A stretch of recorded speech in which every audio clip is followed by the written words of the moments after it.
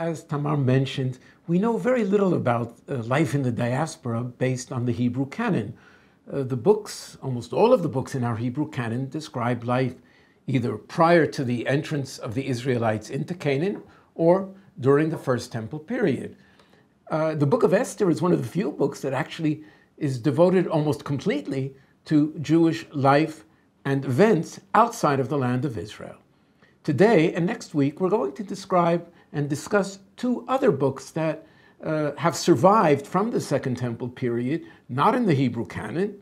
They came down to us in various Greek versions. One of them, the book that we'll discuss today, is the Book of Tobit, or Tovia.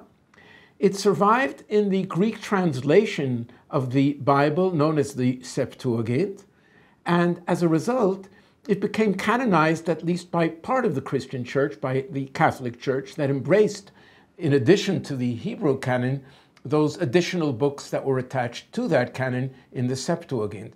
Protestant churches do not canonize the Book of Tobit, but as we'll see in a few minutes, they had respect for the book. And in fact, some of the members of those other churches actually were involved in painting scenes from the Book of Tobit. The Book of Tobit is a fascinating book. It's a wonderful, I recommend it. By the way, you can read the entire text if you go on Google to the Book of Tobit. You'll find a number of versions in English as well to read the entire book. It's a delightful story on a number of levels. First of all, it's a very nice romantic tale of a man by the name of Tobias who marries a woman by the name of Sarah, both of whom at first led very difficult lives and were part of two families that are attached to one. In fact, the Book of Tobit is really crafted perfectly. It begins with two independent stories of two segments of a family that live apart, miles apart, and slowly the book develops and brings those two stories together until they merge, just as the two families merge into one family, and Tobias, the hero, marries the daughter of the other family, Sarah. But I think we ought to begin by stressing the book itself. We're not too sure when it was written, somewhere probably in the 3rd or 2nd century BCE. It was probably written originally in either Aramaic or Hebrew, because we have fragments of the book that were found at Qumran in Aramaic and Hebrew. But the book in its entirety came down to us, as I said, in Greek through the Septuagint. I think we ought to begin by introducing the hero of the book and what the book begins, how the book begins, rather. The hero is Tobit, and at first it is a first-person description by Tobit of his early life. He will talk about the events connected with his life at first, and then we move to another family in Media. He himself, Tobit, is in the city of Nineveh, or near the city of Nineveh. This other family, which ultimately develops as part of Tobit's family, lives in Media, and the two families slowly merge together. Tobit begins by telling us that he, Tobit, walked the path of truth and righteousness all the days of my life. When I was in my own country, meaning the land of Israel, and yet a youth, the whole tribe of Naphtali, my ancestor, renounced the dynasty of David and Jerusalem. In other words, my fellow tribe members abandoned their allegiance to the dynasty of David, to the city of Jerusalem. They sacrificed to the calf which Yerovam erected in Dan. Only I, Tobit, alone went to Jerusalem for the festivals with the first fruits and the tenths of cattle. And I gave them, these tithes, to the priests, to the sons of Aaron before the altar. Likewise, the tenth of the wheat, the wine, oil to the sons of Levi. Moreover, the second tenth I spent in Jerusalem each year. In other words, I was a proper, upstanding, Torah-abiding Israelite, and I adhered to the laws, the agricultural laws requiring me to give certain portions of agricultural produce to various people, to the sons of Aaron, the priests, to the Levites. And then he adds The third tithe I distributed to the orphans and widows and the strangers who live among the children of Israel. And this really sets the theme for much of this book. Tobit is going to project the ideal life. And the ideal life is one of righteousness, of performing acts of loving kindness to one's fellow man. And this is really much of the theme of this book. There's very little reference to practical mitzvot, how to keep Shabbat or various other mitzvot.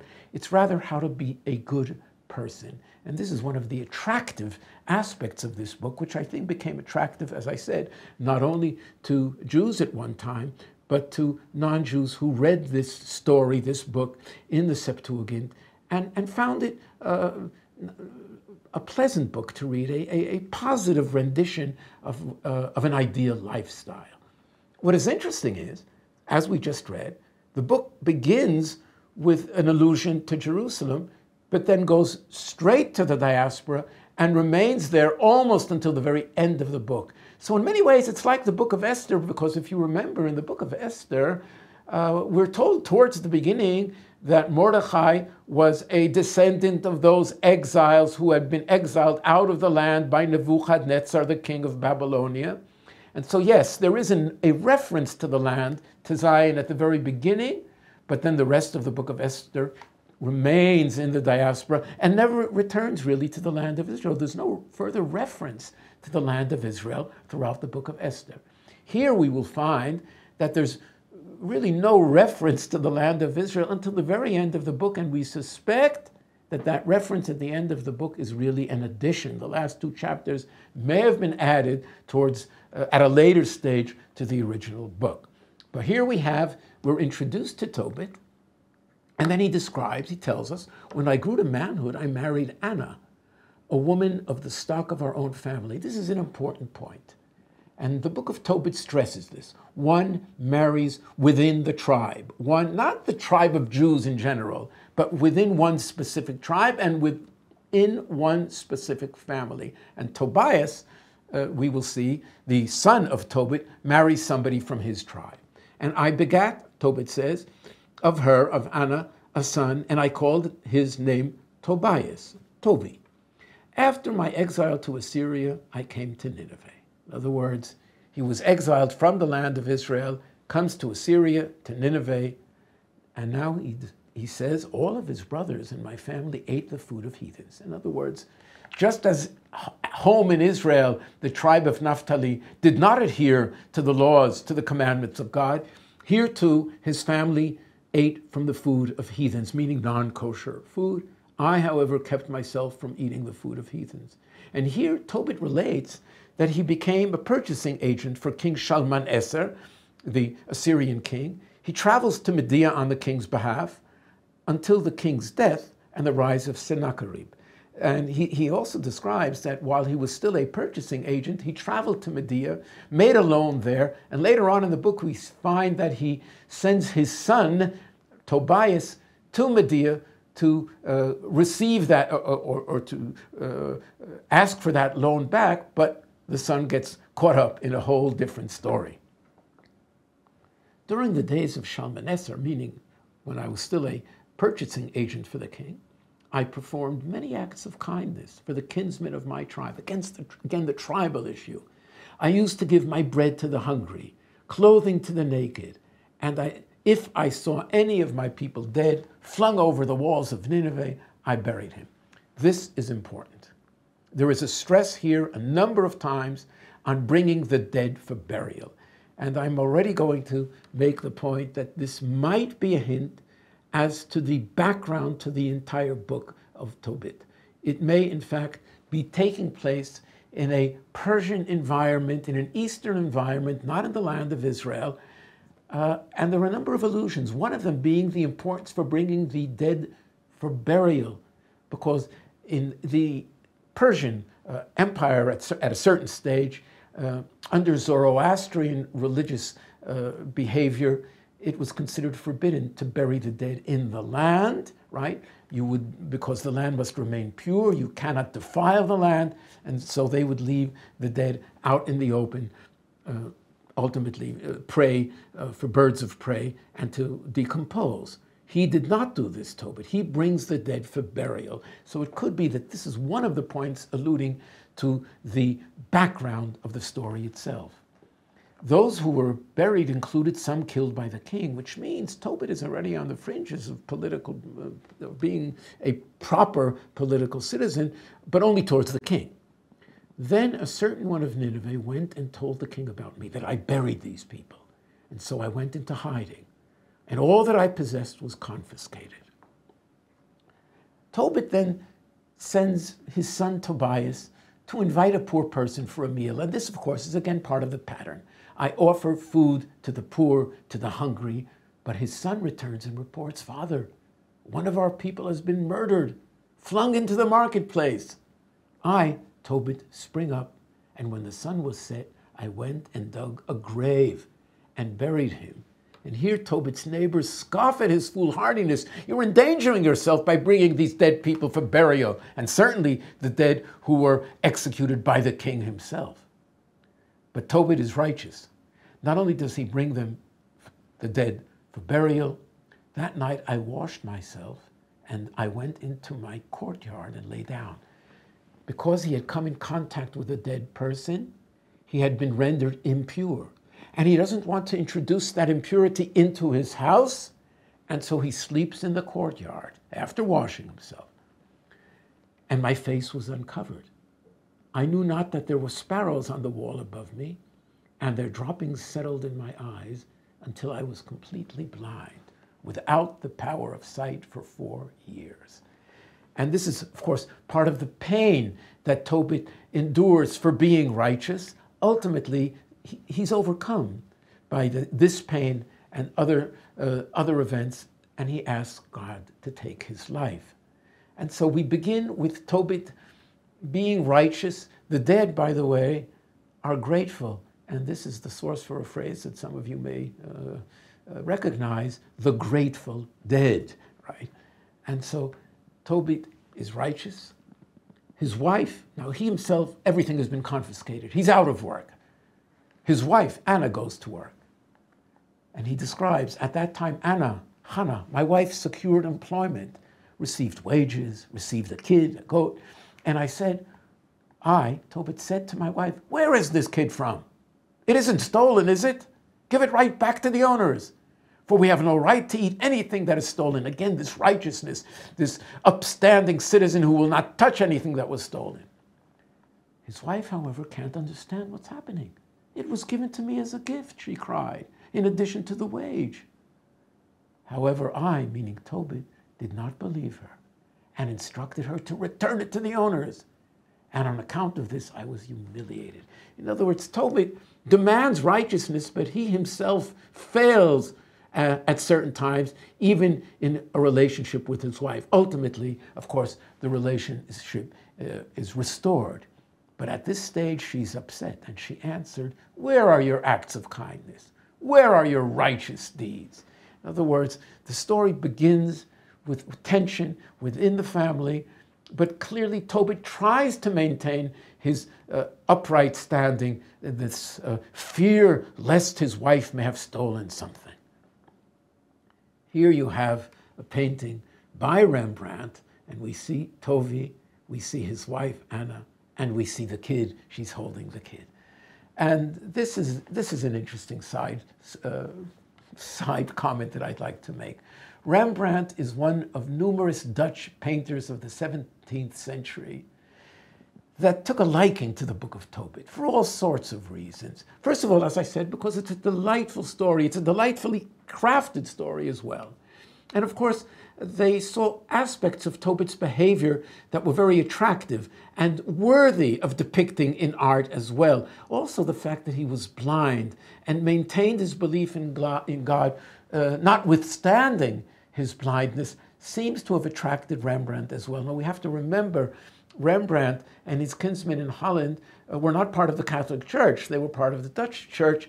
And so whereas they did not consider Tobit, the Book of Tobit, to be canon, nevertheless they thought that it was a wise book, that it was a book of proper teaching and one that deserves respect, which, by the way, is a comment that is often put into the mouth of Martin Luther as well. He did not canonize, he did not consider it canon, but he considered it worthy of learning. So here we have Rembrandt rendering almost a depiction of the first or second chapter of the Book of Tobit.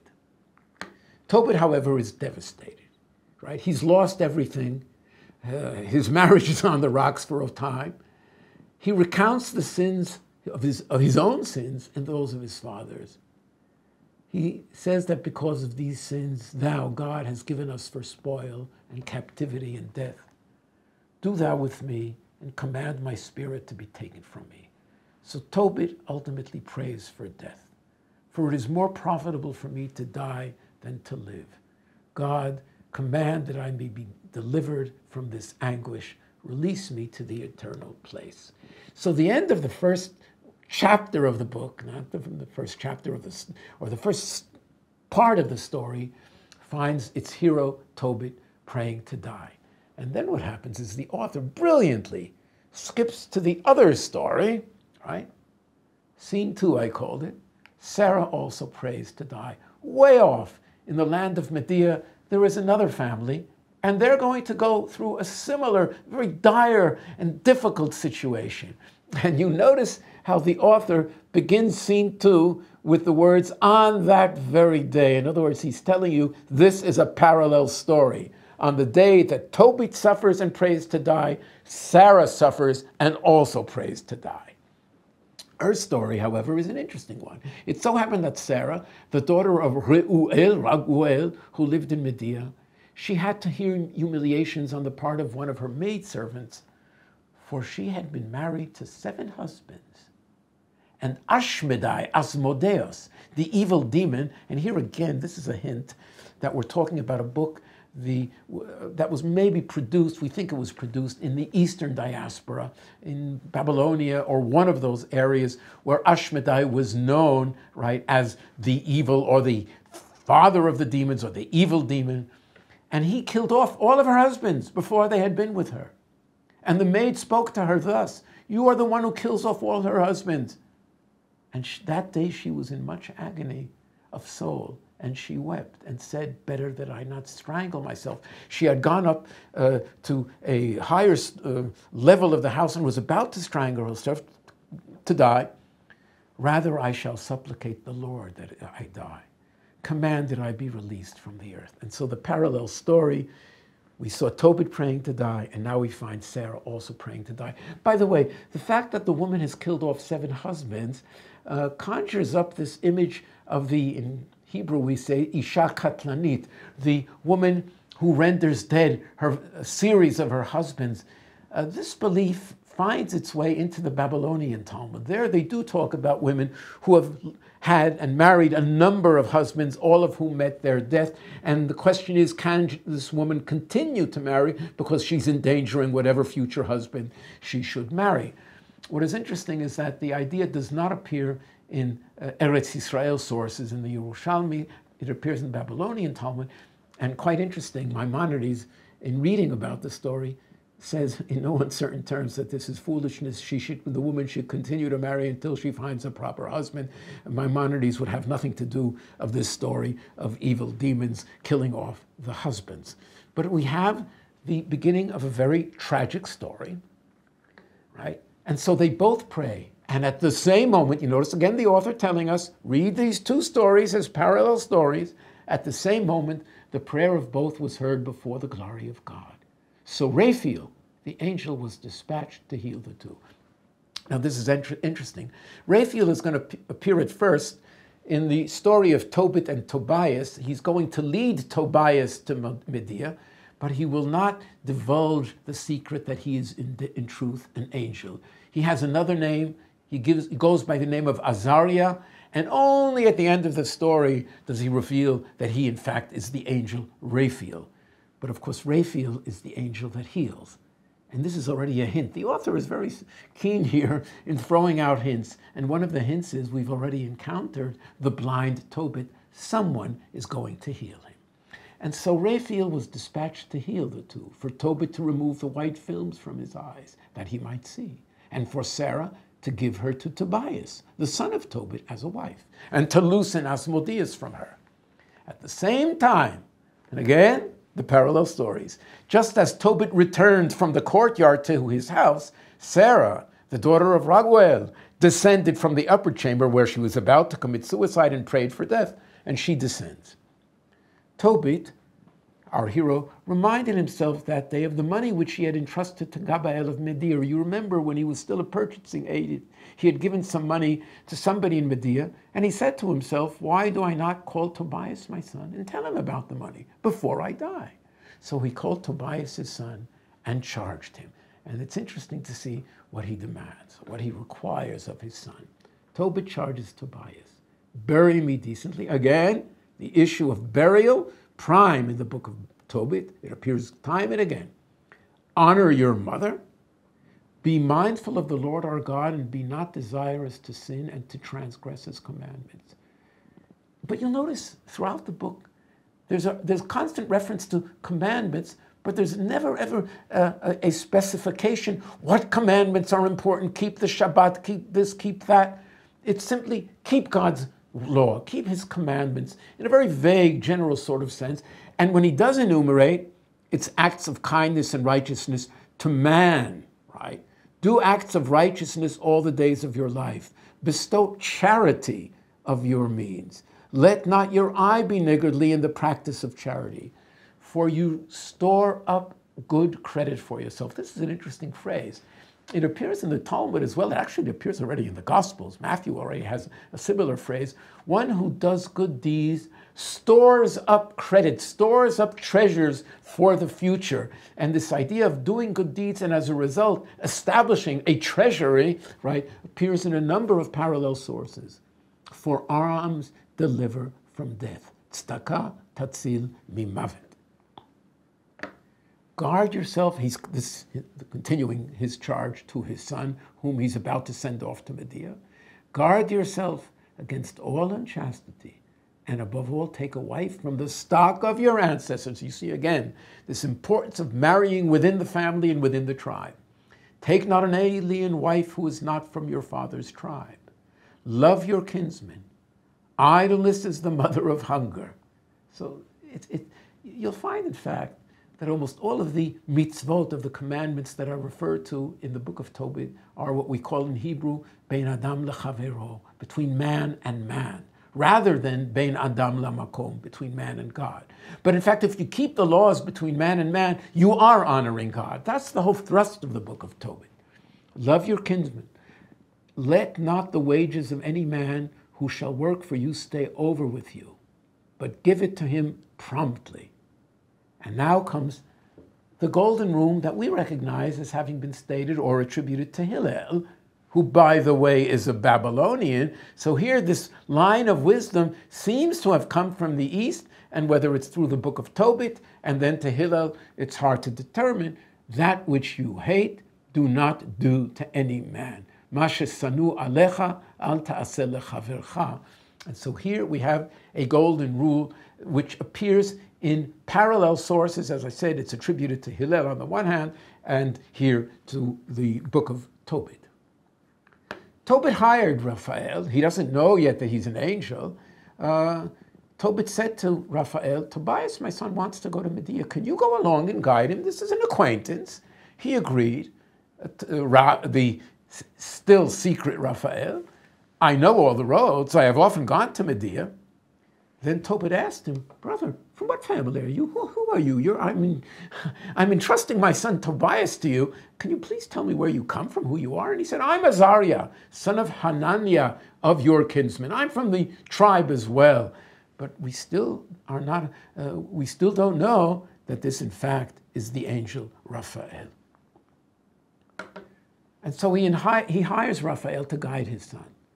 So the young man, meaning Tobias, Tobit's son, set out, the angel with him.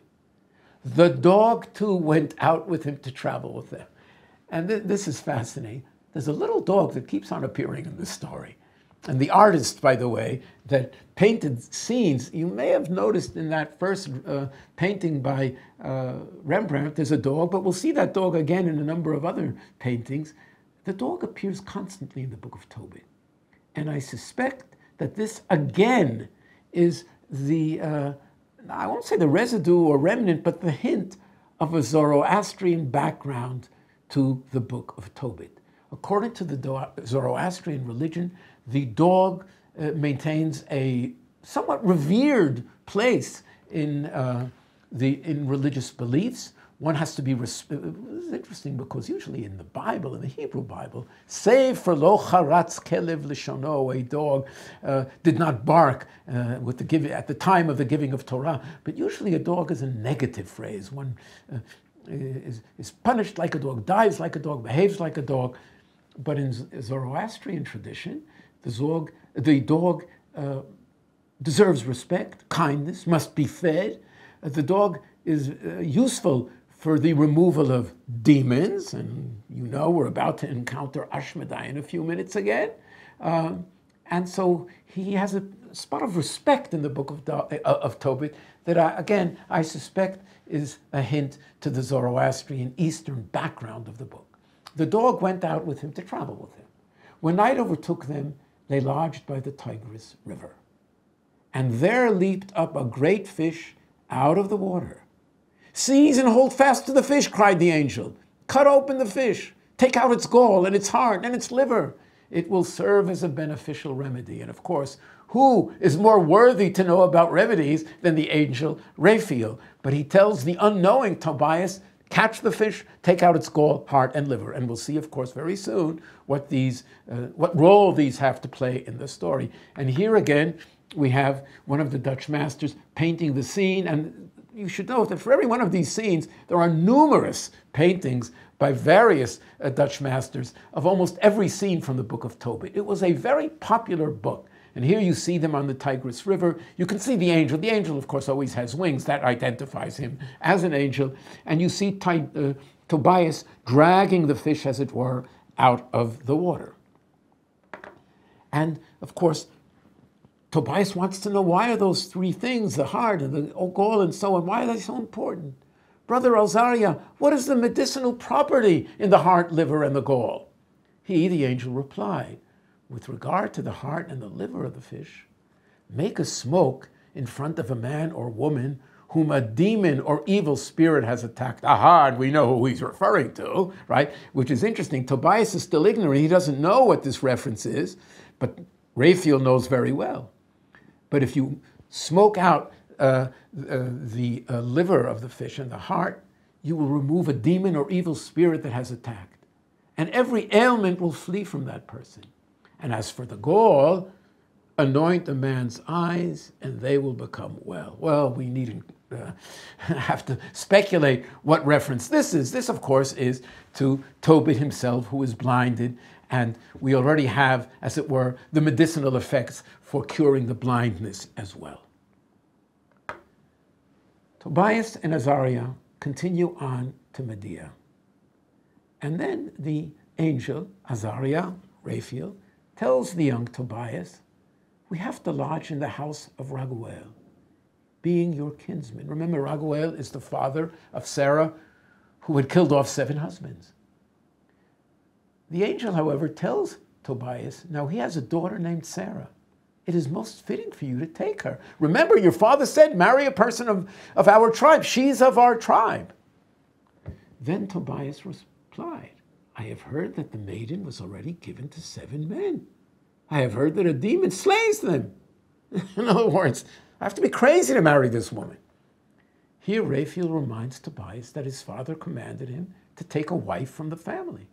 However, when you come into the bridal chamber, take the liver of the fish and the heart too, place them upon ashes of incense, meaning on some sort of flame. The demon will inhale and flee and never appear again. And of course, wait, let's get,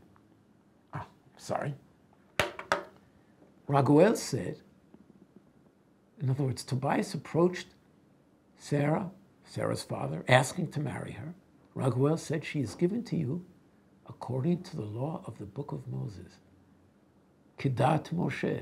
This is very reminiscent of rabbinic law. One marries according to the book or the law of Moses.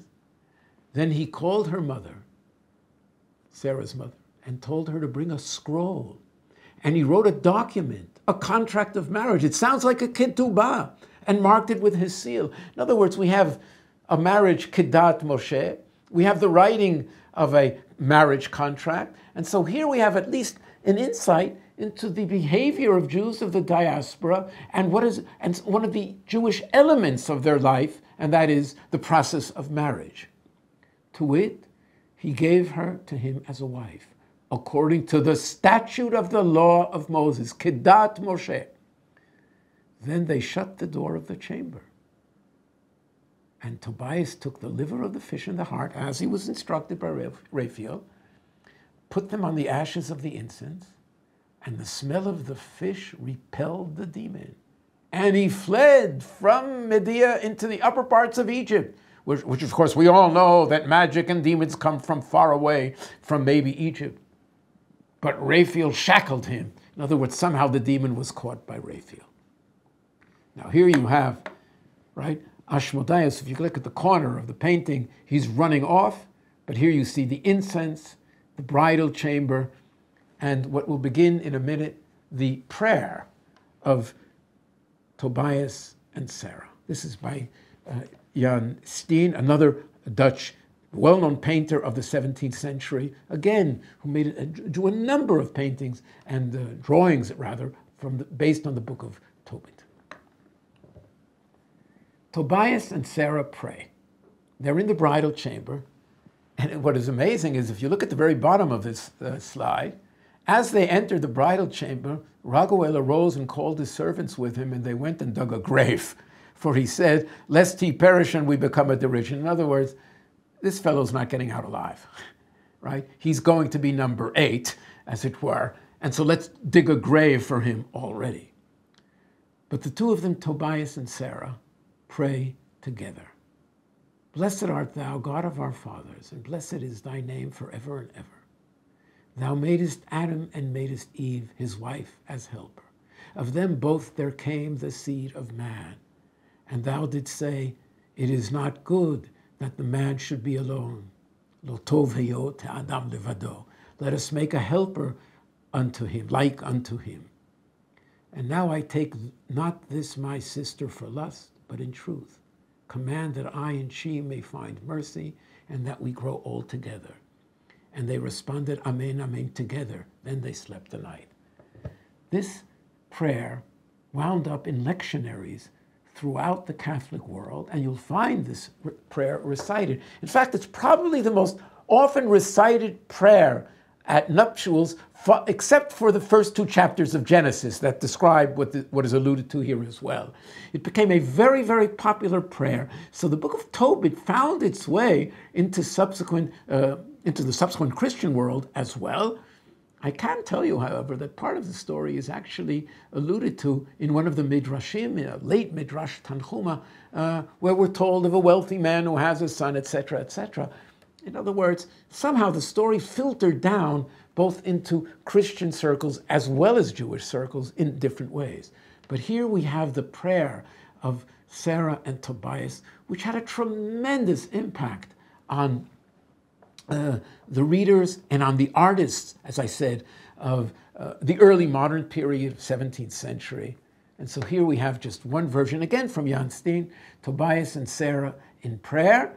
And here we find, as they are, the two of them are praying. Here's the angel taking care of the demon, right? By the way, you'll notice who's at the very bottom of the painting? The dog. Again, the dog winds up in almost every one of these paintings. The artists realize this dog stands out. There must be a purpose for him, so let's include him in our art.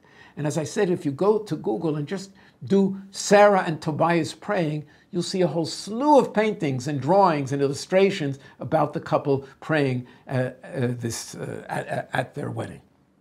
Here we have another, right? This is from an old Bible, again, the prayer of Tobias and Sarah praying on the eve, as it were, of their marriage. Now, when the 14 days of the wedding had ended, so we learned something else in passing. that they had a period of celebrating the wedding, 14 days. And then Tobias approached Raguel and said, "Send me away, for I have the feeling that my father and my mother do not believe that they will see me anymore." Now you realize what's happened. Until now, we've had two parallel stories linked by Tobias, who leaves Tobit and his mother and goes with Raphael to the other family, marries the daughter of that family, and now the author is going to restore us back to the original scene, to the house of Tobit. And he fears, Tobias, that Tobit and his mother do not believe that they will ever see him again. And when they drew near to Nineveh, meaning that Tobias and Raphael return, as it were, home, and they come back to Nineveh, they went together, and Raphael said to him, "Take the gall in your hand." So, of course, now we're being prepared for the second healing, as it were, the healing of Tobit's blindness. Take the gall in your hands. Going along with them was the dog, again, our dog here. Now, Raphael said to Tobias before he approached his father, right, so they're very close, but he hasn't seen Tobit yet. "I know that his eyes will be opened," says Raphael. Then Tobit arose, stumbling on his feet, we'll see him stumbling in a minute, and went forth to the door of the courtyard. Where he stumbles, he's still blind. With the gall of the fish in his hand, Tobias went towards him. Tobias puts the medication on his father's eyes, and then he exclaimed, meaning Tobit, "Blessed be God, I see my son Tobias." Here you have Tobit, still blind, and so he's groping, as it were, about to meet his son, but you can see, and this is Rembrandt again, right? He's still groping at the entrance or exit of his house. And now we have another painting, the healing of Tobit, so you can see Tobias putting the gall, as it were now, of the fish on his father's eyes, who he is about to be healed. And then there are festivities, of course, in the house of Tobit. And finally, Raphael, the angel, reveals his true identity. "I shall show you the whole truth, hide nothing from you. I am Raphael, one of the 7 angels who stand by and enter before the glory of God, of the Lord. Behold, I ascend to him that sent me. Write down all these things that happened to you." This, by the way, is somewhat reminiscent of the Book of Esther. You remember at the very end of the Book of Esther, they write down what has happened. Here again, we find the stress on writing down what has happened so that people for posterity will know what took place. And then he, meaning the angel, vanish. And now we arrive at chapter 13 of Tobit. And what happens is this is a whole change of the nature of the book. The book until now was a family story. It expressed Tobit's righteousness, his belief on how a person ought to behave. It was aimed internally at his son, at his members of the family and so on, certainly his wife. But you'll notice what's missing in the book. We haven't, and we're not going to find it here. We don't know, are there officials in the community, in the Jewish community? Is there an organized community? Are there synagogues? What practical mitzvot were they keeping? Yes, they're giving charity, they're feeding the hungry, but in terms of practical mitzvot between man and God, there's almost no reference here. Anything similar to what we saw at the beginning of the book of bringing tithes to Jerusalem, some of which were also given to the poor. But Tobit, at the very end of the book, composes a psalm of praise. "Give thanks unto him before the nations, children of Israel, for he has scattered you among them." This is one of the few references to being scattered. We are outside of the land. And there, meaning outside, he has shown you his greatness. Therefore extol him before all the living. He will chastise you for your iniquities, but he will show mercy to all of you out of all the nations, wherever you may be scattered among them. And he continues, Tobit, in the land of my captivity, give him thanks. In other words, the book seems to be suggesting a role for people like Tobit in spreading, is it the awareness of God Is it, I'm thanking God? What does that require of others who hear this psalm of praise? But he stresses for the first time that I'm again in the land of captivity. Give thanks to him in Jerusalem. The book, when you get to chapters 13 and 14, returns to Jerusalem where it began at the very beginning, and then you remember he used to go up to Jerusalem regularly, and then we forget about Jerusalem. Scholars have claimed that chapter 13 and chapter 14, that we'll see in a second, were added to the book. Now, it could be that it was added to complete a circle. Just as the book began with Jerusalem, it ends off with references to Jerusalem, and the ultimate reference, the ingathering to Jerusalem, will appear in chapter 14. But you know what? It could also be something else, somewhat similar to what took place with the Book of Esther. Now, you know, Esther itself makes no reference to God. There are no prayers per se in the Book of Esther. But Esther ultimately was translated into Greek. And we have that version of Greek. There, the translator added prayers, restored or brought God into the story. One senses almost the need to kosher the Book of Esther, to make it kosher by having God play a central role and by having the people of Israel pray to that God. Now, it could be that whoever added chapters 13 and 14 to the Book of Tobit was playing the same role, and that was, one has to refer to Jerusalem. You can't talk about God and about proper Jewish behavior without referring to Jerusalem and the land. And it could be that that's why it was restored, or that Jerusalem was referenced towards the very end of the book as an addition to the book. And Tobit has a prophecy at the end of the book. Here ended the words of Tobit's thanksgiving. He finally died in peace at 112 years and was buried honorably in Nineveh. Burial throughout this book is an issue. He summoned his son Tobias, obviously before his death. My son, take away your children. Go into Media. In other words, don't hang around here in Nineveh. In Media, there will be more safety than among the Assyrians in Babylonia.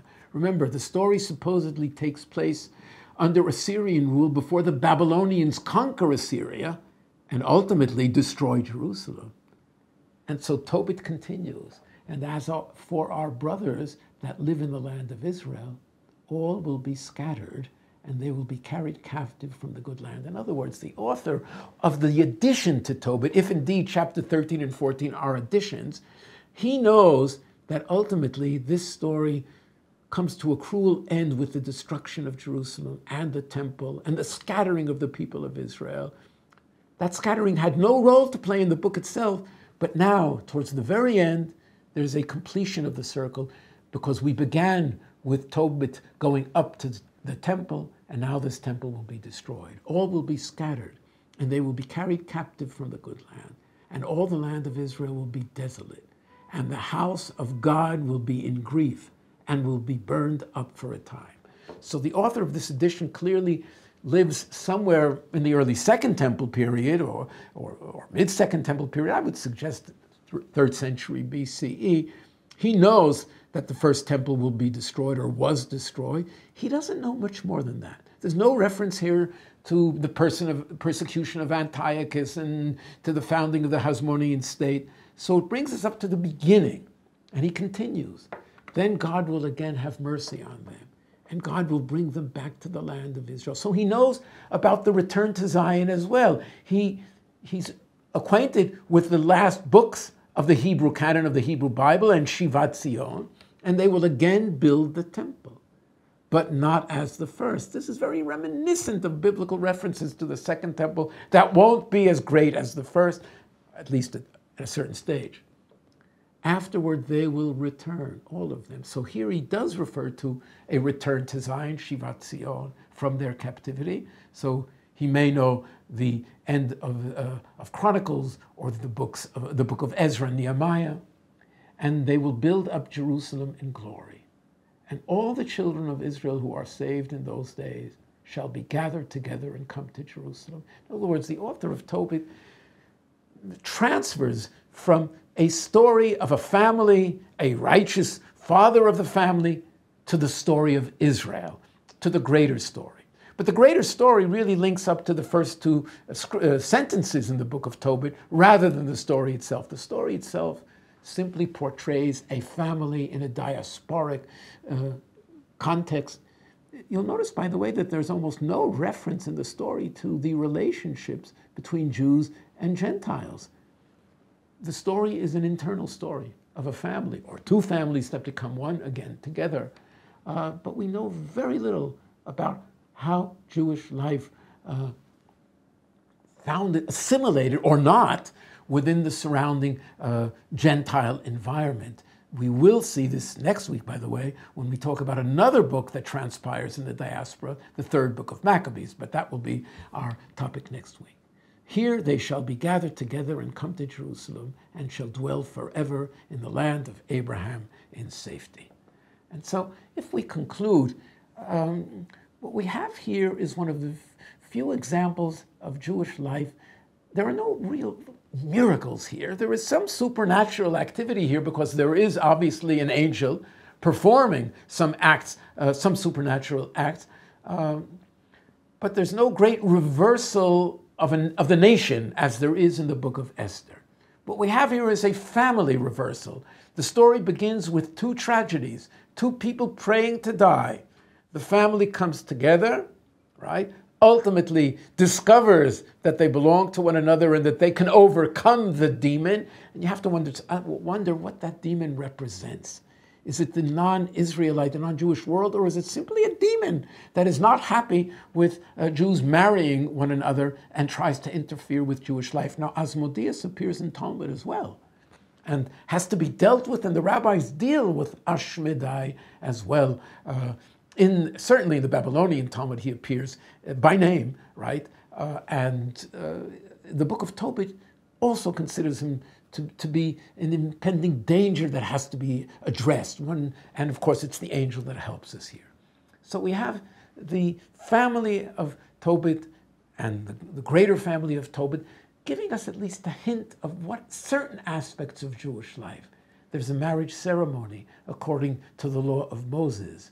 One writes down, by the way, there are certain pictures, there are paintings, again from the 17th century, writing down the document. And you see a few people sitting around a table, one of them, a scribe, writing it down. The picture could have been painted in the 21st century as well. It's exactly the same scene of a couple of rabbis and, of course, the bridegroom sitting and agreeing to the terms of the marriage document. So there was a marriage document already, and there was some sort of a ceremony.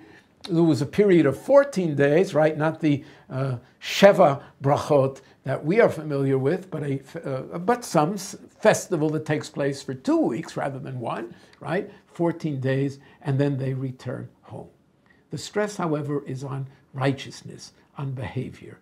And I suspect that the book itself had a certain, I would say, it enjoyed a certain respect among large segments, both of the Jewish as well as ultimately Christian population. Jews ultimately lost track with most of the books that are not in the Hebrew canon. In other words, the books that were preserved in the Septuagint were abandoned or never really ultimately embraced by the entirety of the Jewish people. Nevertheless, there are books in that, the book of Septuagint, the translation of the Septuagint, such as the books of 1 and 2 Maccabees, that it's only through them that we really know the story of the Hasmonean uprising. But the books themselves were never really embraced completely, as it were, by the Jewish community, and the same is true with the Book of Tobit. It's referred to in the Midrash, not by name, but the story itself clearly was known to some Jews, and yet it's sort of on the periphery. It's sort of on the outskirts, never really finding its way into, I would say, the mainstream of Jewish knowledge and literary knowledge. So, but certainly it gives us one of the few insights that we have to life in the diaspora in the Second Temple period, right? While it claims to be a story of the First Temple period, the fact is that it was written in the first half of the Second Temple period and probably reflects at least some aspects of life in the Eastern diaspora. So if there are any questions, we can now hear them here. Tamar.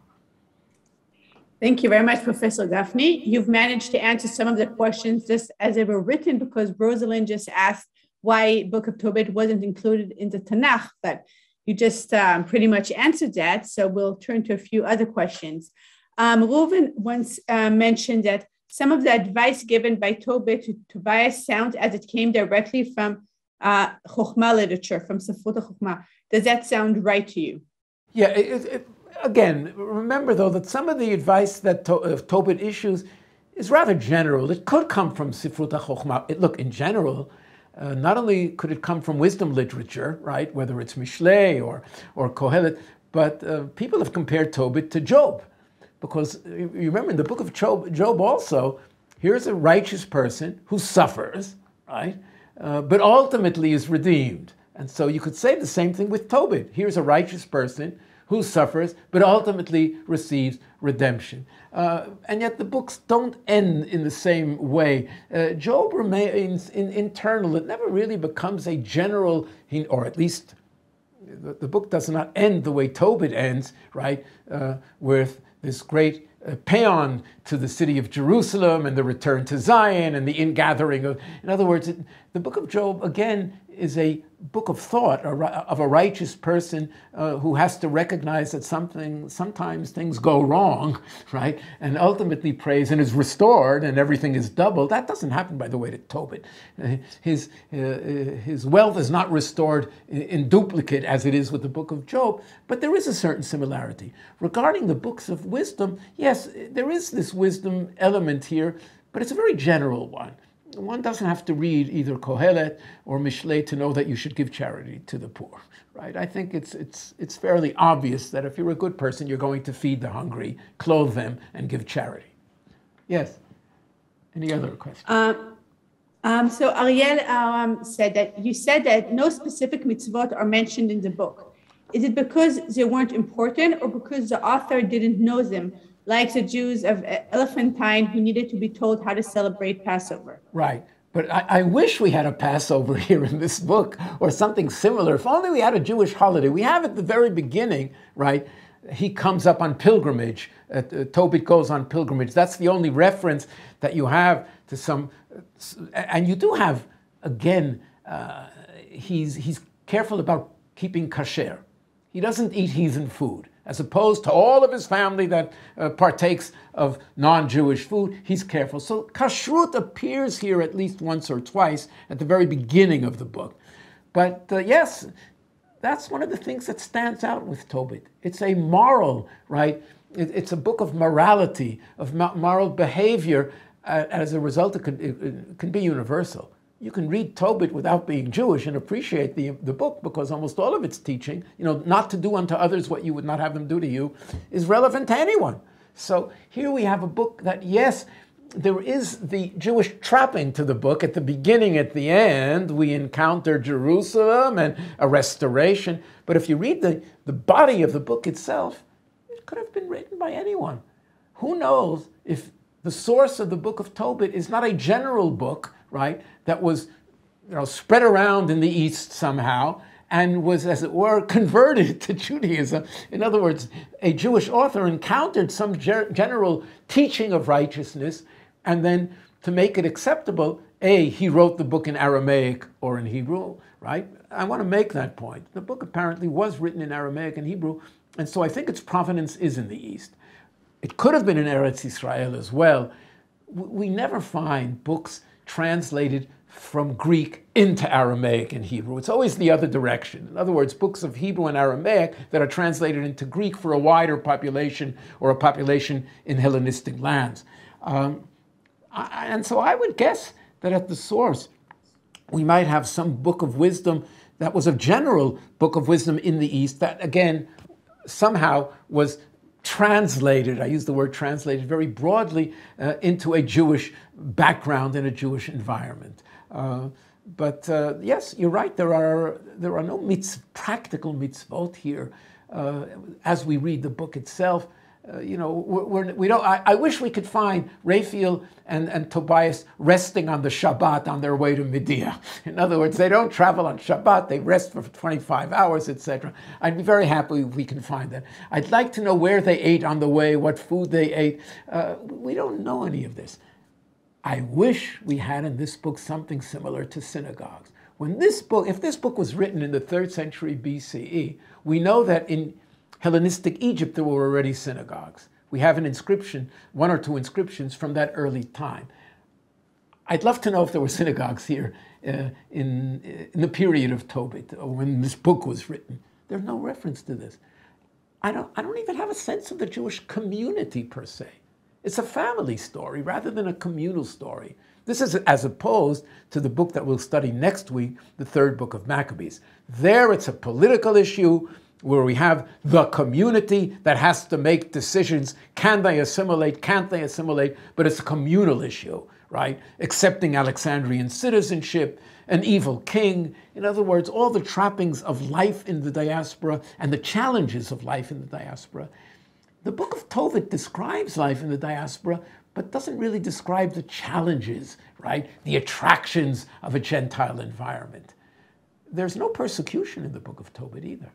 There's no, in fact, the one person that squeals on Tobit for burying people was probably Jewish also, right? In other words, and his neighbors scoff at him for burying the dead in opposition to the king's desire. So this apparently, it's an internal issue rather than Jews versus Gentiles. We have no sense of some sort of outside interference with the life of the Jews, but rather, it's a Jewish book of, yes, wisdom, but I would say of righteousness, really. It's a book of chesed, right? Or chesed, gemilut chesed, right? Of doing what is right and proper.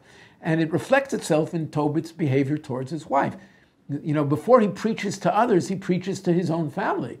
And he preaches to his wife, and he preaches to his son, you do this, and you do this, and you don't steal, right? So it's a family story.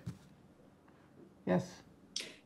So we have a few questions relating to the role of the Book of Tobit in Christian thought. So we'll end with one question. Was Tobit not canonized because of its popularity among the Minim, the Christians? You mean by not canonized by Jews? No. Yes. It wasn't canonized by Jews because none of the books in the Septuagint, right, the additional 15 or so books that are added to the Hebrew Bible, none of them were canonized by Jews. It was preserved ultimately in Greek. We don't really know how much Jews were even familiar with these books. As I said, it did come down in the story in a very general way came down in one of the Midrashim. But none of the books of Maccabees were not canonized by Jews as well. I'm always amazed when people are not aware of the fact, were it not for the Christian church, we wouldn't know the name Yehuda HaMaccabee, right? Judah the Maccabee, because the book appears in the Book of Maccabees, which was preserved by the church and not by the Jewish tradition. So that's an issue. Again, now Christianity, as I said again, it's the Catholic Church that preserved the Apocrypha, the books of the Apocrypha, these additional books of the Septuagint, and canonized them. And as a result, the prayer of the couple wound up in Catholic prayer books, or these Catholic books that were recited at wedding ceremonies, rather than the Protestant churches. But again, the broader Christian church had some sort of respect for these books. In other words, they were known. And you can see this by the artwork. The artists that we saw were not Catholics, right? And nor were they Greek Orthodox, the two churches that did canonize the Book of Tobit.